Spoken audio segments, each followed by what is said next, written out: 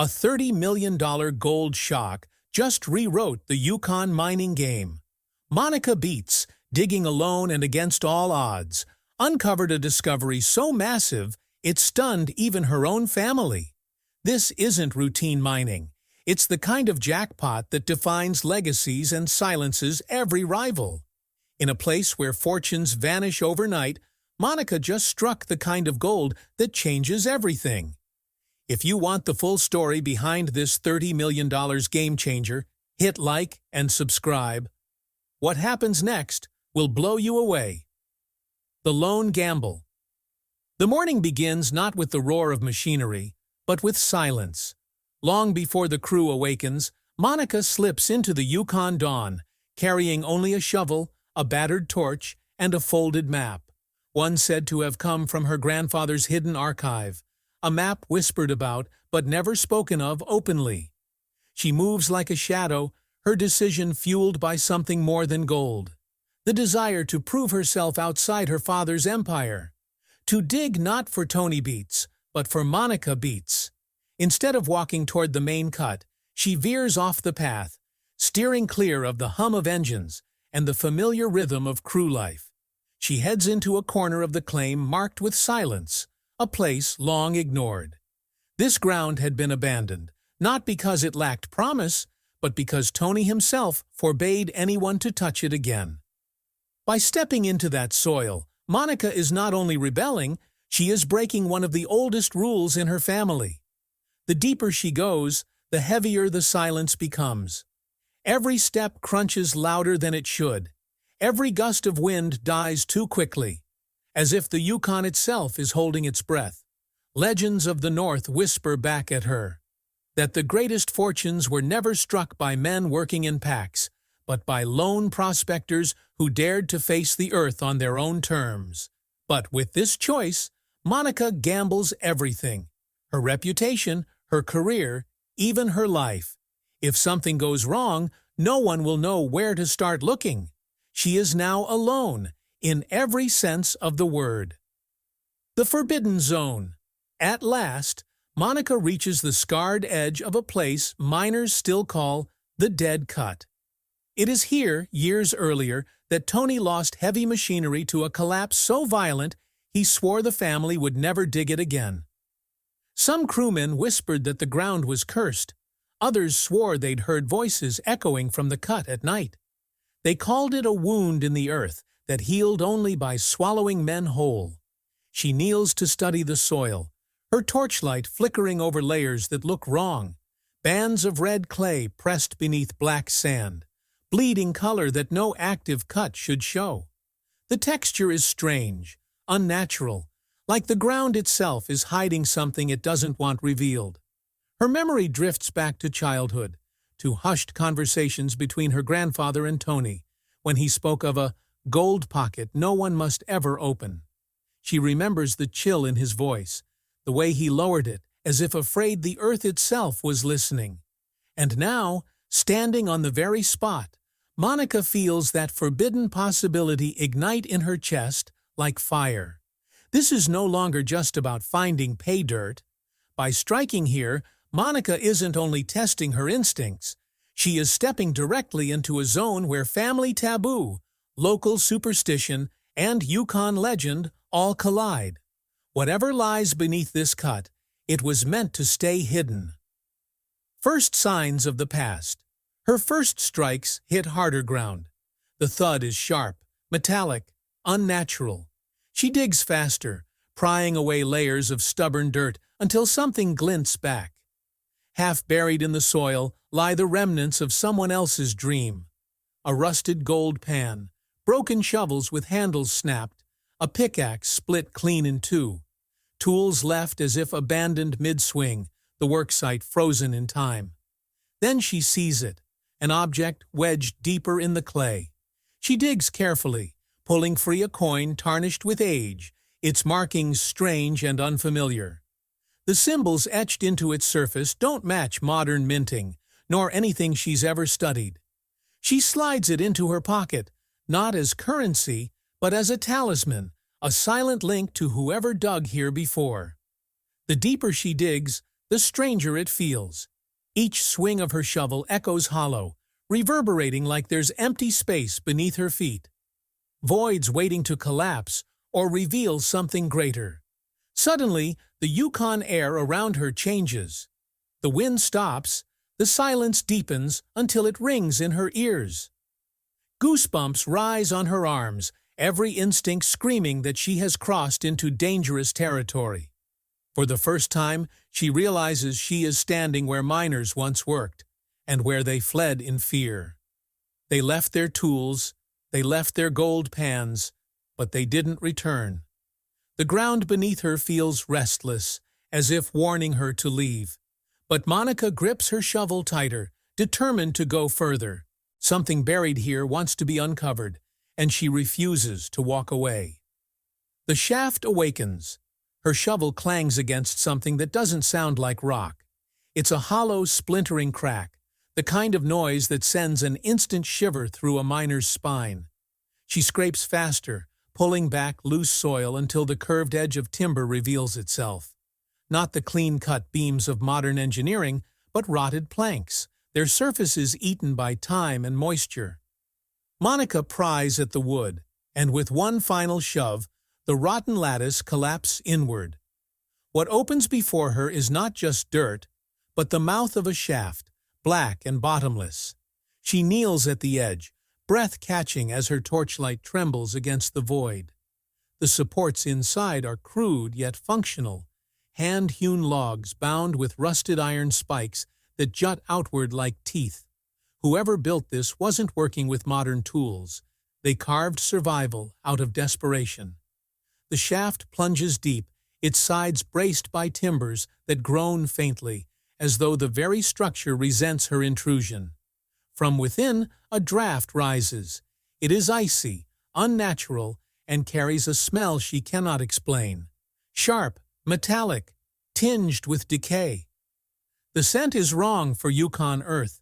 Dirt should smell of clay and moss, but this breeze smells like iron, buried too long, like blood rusted to stone. She knows enough about air pockets to be cautious. Gas leaks kill miners silently. Yet something about this draft feels different, purposeful, as though exhaled from the belly of the earth itself. Her instincts scream to walk away, to cover the shaft, and forget she ever saw it. But instinct is not what drove her here. She pulls a length of rope from her pack, tying it to a sturdy pine root and knotting the other end around her waist. This is madness. She knows it. No miner descends alone without equipment, crew, or backup. But the thought gnaws at her. If someone built this, someone hid something inside. And if they hid it, it was meant to be found. She tests the rope with one hard tug, then steadies her torch. Her boots slide against the dirt as she lowers herself in. The earth seems to close around her shoulders, sealing her inside. The camera of imagination follows her light beam as it slices through the dark. Tight walls pressing close, timbers looming overhead. With every step down the rope, the sound of her breath grows louder, and the silence of the shaft presses harder. It is claustrophobic, suffocating, and yet unstoppable. Veins of light. The shaft widens slightly, leading into a tunnel where the walls glimmer faintly. Monica angles her torch and freezes. The surface is alive with light, veins of gold crisscrossing the stone like frozen lightning. But this is no ordinary pay streak. The gold appears in crystalline formations, jagged edges catching fire in her beam, as though stars had been trapped underground for centuries. She inches closer, her breath quickening. The walls themselves seem to pulse, the veins glowing brighter when her torch passes over them, a trick of the eye that feels almost supernatural. Unlike the fine flakes and dust her family normally washes out of dirt, this gold is solid, crystallized, almost too pure. She runs her fingers along the seam, and it is cool to the touch, harder than she expects. Raising her hammer, she swings. The blow echoes like a gunshot in the confined space. Fragments fly, and in her hand she cradles a chunk the size of her fist.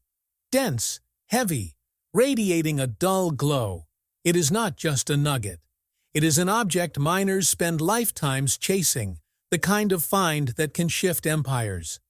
She weighs it in her palm, and for a moment, she doesn't believe it's real.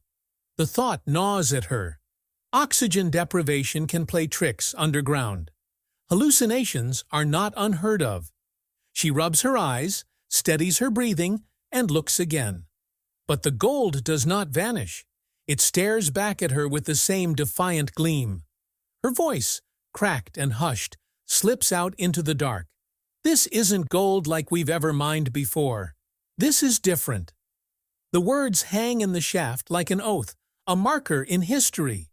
She knows, even before climbing back out, that what she has just touched is not an ordinary vein. This is a mother lode, untouched and sealed away from time itself, and she is the first to see it. The ground rebels. The chamber answers back not with silence, but with a groan. Monica's strike has awakened something unstable. The walls tremble, pebbles rain from above, and a dull rumble deepens into a growl that shakes the shaft itself. She looks up. Dust begins to pour from the ceiling as beams shift, and in a sudden thunder, part of her entry point collapses. A wall of dirt crashes down, sealing her exit.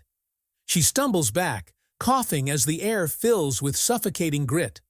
Her torch sputters, shadows lurch across the walls, and for the first time she feels the full weight of the nightmare. Trapped, alone, with no way out. Every miner fears the cave-in. The moment the earth turns predator, your body is no match for its hunger. Her breaths shorten, each one harder than the last.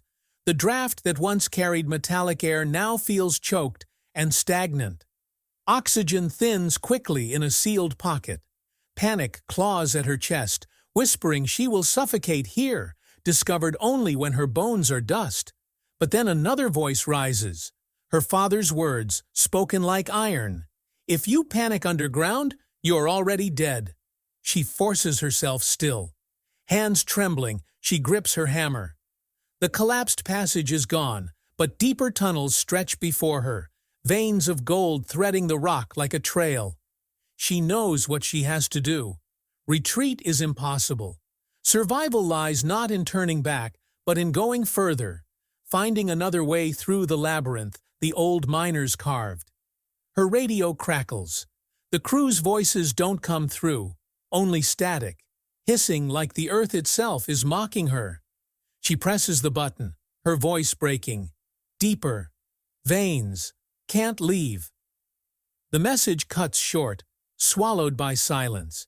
She pushes forward, lungs burning, vision narrowing. Every step takes her deeper into the forbidden, every swing of her hammer drawing her closer to either salvation or burial. The crew reacts. Back at the Beets camp, the hum of machinery fills the morning air, but one sound is missing. Monica's voice. Tony notices first. He glances across the claim where the ATV should be parked, where his daughter should already be shouting orders or running equipment. Instead, her machine stands abandoned at the edge of the property, its engine cold, its tracks leading nowhere. Kevin frowns, calling her on the radio. Silence. He tries again. Only static answers back, a hiss that raises the hair on the back of his neck. Something's wrong. In the Yukon, silence isn't peace. It's danger.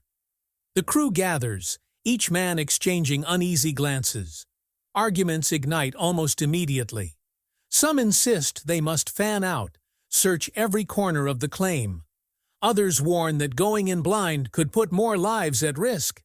Tony listens, his expression carved from stone, but when he finally speaks, the words make even his seasoned crew shudder. She might have walked into her own grave. The camp falls silent. Tony Beets, king of the Klondike, the man who never bends to fear, has just admitted his daughter may already be lost. Word spreads faster than wildfire. In Dawson City, miners at the bar whisper about Monica's disappearance. Old legends resurface, tales of ghost pockets hidden in forbidden ground.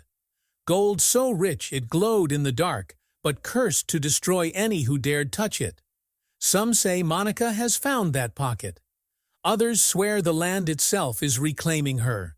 Even Parker Schnabel, working miles away, hears the rumor. Through mutual contacts, his warning drifts back to the Beets' claim like an omen. Tell Monica not to dig where maps don't go. But it's already too late. Monica is beyond reach, buried in the veins of the Yukon, where only the earth itself knows her fate. The hidden chamber. Deep underground, Monica pushes through the tunnel, lungs straining in the thick air. Every step feels heavier, every breath shorter, yet something pulls her forward. Her torch beam flickers across stone until the passage widens abruptly, opening into a cavernous chamber. She freezes. The space feels alive, ancient, heavy with a silence that presses against her chest. Torchlight dances across walls veined with gold, streaks so wide they resemble lightning bolts frozen mid-strike. The entire chamber glimmers faintly, a subterranean cathedral carved not by nature, but by intent. At its center looms a boulder unlike anything she's ever seen. It rises from the chamber floor like an altar, its surface studded with massive visible nuggets, jagged lumps of gold protruding from rock, glinting with unnatural brilliance. This is no scattered pay streak, no chance seam. This is a mother lode, concentrated and untouched, as though the earth itself shaped it to be hidden here. Her eyes catch on markings carved into the chamber walls. At first, she thinks they are scratches, but as she draws closer, the shapes take form. Tally marks scored deep into stone, uneven, desperate, as if miners had counted the days or bodies trapped in this place. Intermixed are initials, names half erased by time, and crude symbols that could be warnings or prayers. She traces one with trembling fingers and realizes the truth. This is not just gold. This is a vault, a sealed chamber left deliberately by hands long gone, buried beneath layers of superstition and silence. Somebody hid it here, perhaps generations ago, locking away riches too great or too dangerous to ever see daylight again. And Monica, against every warning, has just broken the seal. Extraction against time. Her hammer strikes echo through the chamber, each blow ringing like a bell. She works feverishly, chiseling pieces from the glowing seams and the golden boulder, stuffing fragments into her pack. Each chunk is impossibly heavy, denser than any ore she has carried before. Already the bag pulls against her shoulders, its weight a reminder of both triumph and danger. Sweat streams down her face, mixing with the dust that clouds the air. The oxygen feels thinner now, every breath more ragged than the last. She knows the clock is running out. Down here, strength fades faster than hope. Yet the sight of those crystallized veins drives her harder. This isn't just mining anymore. This feels like theft from another age, stealing a fortune deliberately hidden from the world. Every piece she lifts feels alive with history. She imagines the miners who first struck it, who carved this vault, who scratched warnings into the walls before vanishing into legend. Their tools rusted, their names forgotten, but their gold remains, now cradled in her hands. The weight isn't only monetary, it's generational, mythical, the kind of find people would kill for. Her radio crackles. She seizes it, voice breaking through static. "I've found something. You won't believe it." The words echo faintly back, distorted by interference, before the line cuts dead. Somewhere above, the crew might have heard a fragment, or maybe nothing at all. Down here it doesn't matter. Her vision narrows, her chest burns. She staggers, clutching the pack tight. Each step toward the shaft feels like dragging her own coffin uphill. Yet she refuses to let go. This isn't just survival, it's proof. Proof that she was right. Proof that the forbidden ground wasn't barren. Proof that Monica Beets could find gold where no one else dared to look. Her knees buckle, but she pushes harder, crawling when she can no longer walk. The bag clinks and groans with the sound of millions, fortune enough to change the Beets' name forever. She claws through dirt and darkness, lungs screaming, eyes watering, but never loosening her grip.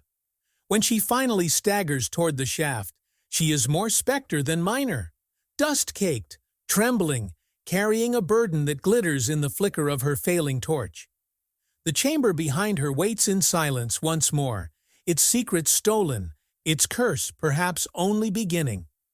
The hall revealed. The Yukon night was still when Monica finally clawed her way out of the shaft. Dirt streaked her face, her lips were cracked, and her hands shook as she hauled a pack that bulged like it was filled with lead. Except it wasn't lead, it was something far heavier in consequence. She collapsed onto the gravel, chest heaving, rope trailing behind her like a lifeline dragged from the abyss. For a moment, silence held over the camp. Then Kevin's eyes caught the glimmer, an unmistakable shimmer leaking from her torn canvas bag. The crew surged around her in disbelief. No one spoke. Even Tony, who was rarely shocked into silence, stood stiff with his arms crossed, jaw set, but eyes flickering with something he would never admit: awe. Monica reached into the bag and pulled out a fist-sized lump. The torchlight caught it, and suddenly the camp wasn't Yukon black anymore. It was golden, glowing, alive. Kevin scrambled forward with scales, his hands fumbling like a rookie miner. He dropped the chunk onto the plate, and the needle slammed down. The weight was ridiculous. He whispered the number like it might curse him to say it louder. And that was only one piece. Dozens more bulged inside the bag. Calculations began, frantic whispers tumbling into shocked gasps. Each fragment seemed impossibly pure, like the earth had been waiting centuries to hand it over. By the time they reached the rough tally, the air around the fire had changed. 30 million. 30 million in raw, unrefined, untouched Yukon gold. The crew looked at Monica differently now. What had begun as a reckless solo dive into madness had ended as the greatest single strike of their generation. She wasn't just Tony's daughter anymore. She was the woman who had walked into a grave and carried out legend in her own two hands. Fallout and rivalries. The story couldn't stay buried. News in the Yukon spreads faster than wildfire on dry moss, and by dawn, Monica's find was already a rumor, slipping through radios, phones, and hushed bar conversations. Some said she had stumbled onto a lost pocket from the earliest Klondike rush, hidden by men who never lived to spend it. Others whispered that she had trespassed into a chamber sealed for a reason, a place miners once swore was cursed. The rivals pounced. Rick Ness muttered to confidants that no single miner could haul that much alone without help. Was Monica smuggling, or had someone planted the stash? Parker, ever the tactician, let words slip through his contacts. If it's real, she's just shifted the Yukon's balance of power. His words weren't praise, they were warning shots. Online, the firestorm raged hotter.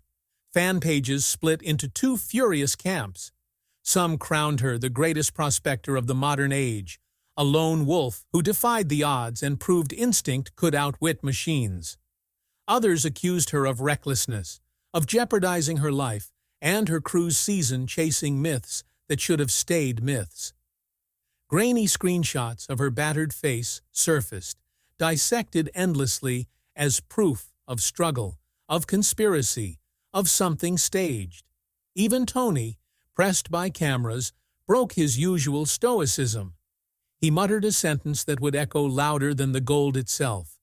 She proved instincts beat machinery sometimes. A father's reluctant concession and a rival's quiet acknowledgement, all wrapped into one.